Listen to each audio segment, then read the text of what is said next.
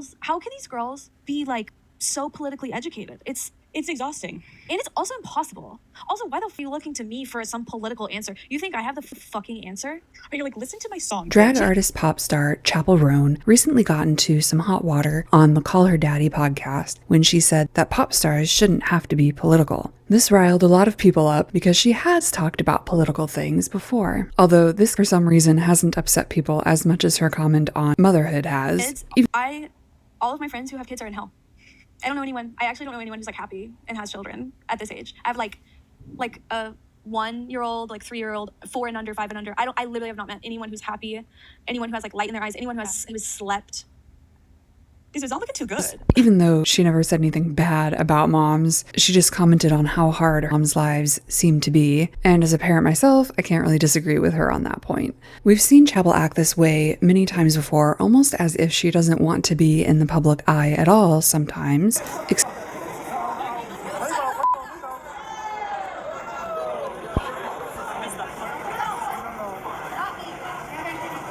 Except that she does want to be a pop star. She does want to be in the public eye, and she keeps giving interviews to reflect her opinions on being in the public eye, but then she doesn't like the backlash that she gets. She's kind of stuck between a rock and a hard place.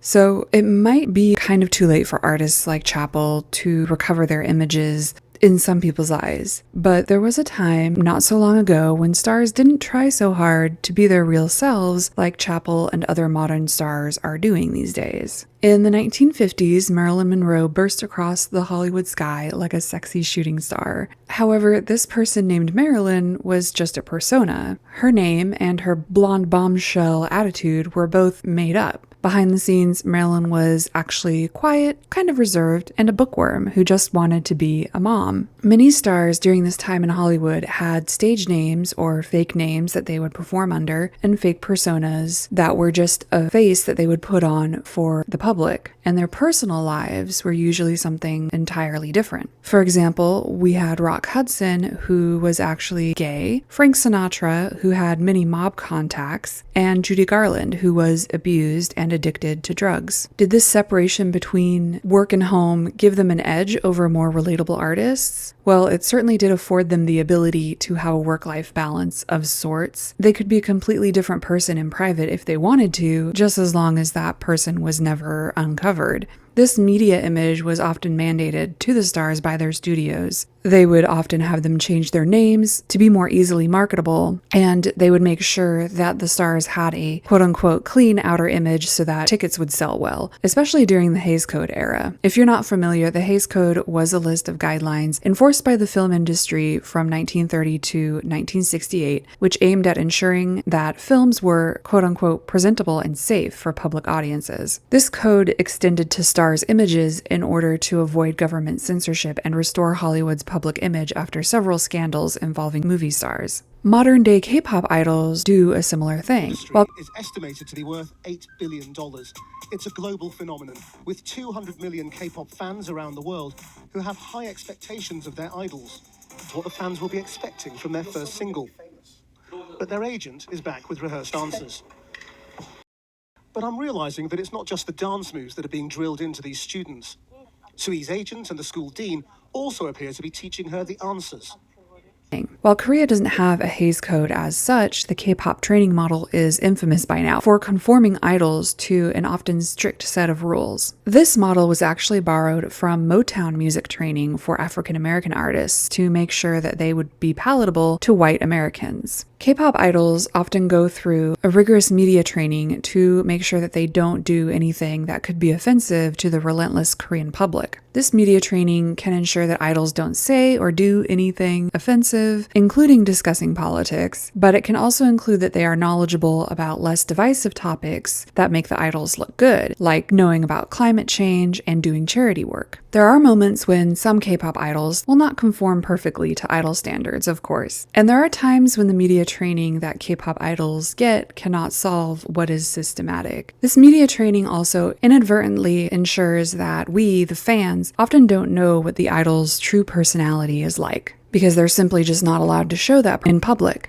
Unlike Chapel Roan, this can make idols less relatable, but it ensures that they live up to their K-pop idol status. K-pop idols are on a pedestal and often have to live up to impossible standards such as no dating and no smoking. This can make it difficult for a lot of K-pop idols to even continue in the industry. However, stars that make themselves more relatable also have the responsibility then to keep that relatable image that they created. With her comments on how she doesn't want to talk about politics, Chappell has almost backtracked on her relatable girl image, returning instead to a more separate personal image from her star persona like Hollywood stars of the past. Fans nowadays want to know what political stance the artists they like have so they can know where they want to spend their money. If Chappell wanted to continue to be relatable, she should indeed speak about politics, whatever her opinions may be. Naomi Kahn, the author of Red Families vs. Blue Families, states that the dating website OkCupid reported that more than 3/4 of people said their romantic partner's political leanings are very important. In reporting its findings, OkCupid said, "I voted" has become the new "I love you." So even though people should not be thinking about Chapel Roan in a romantic way, they do think about her in a more parasocial type of way. So she should talk about personal things like this to maintain the audience that she currently has. Whether she agrees that her views are relevant or not is not the point. Her audience thinks that it's relevant, so it should be important to her as well. And in my opinion, if she didn't want to discuss it, then she shouldn't have brought it up to begin with.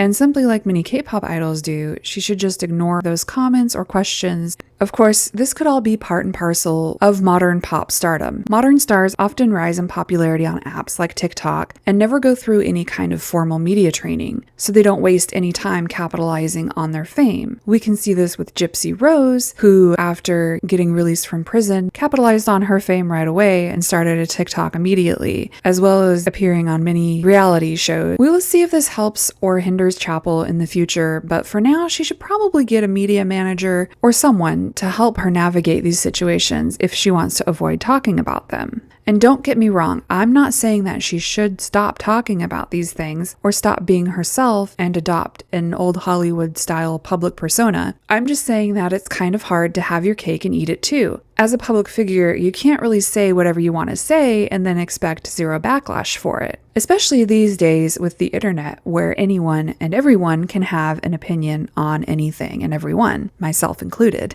Again, it's complicated because I think if you want to do a technical review and analysis, then you do need that knowledge.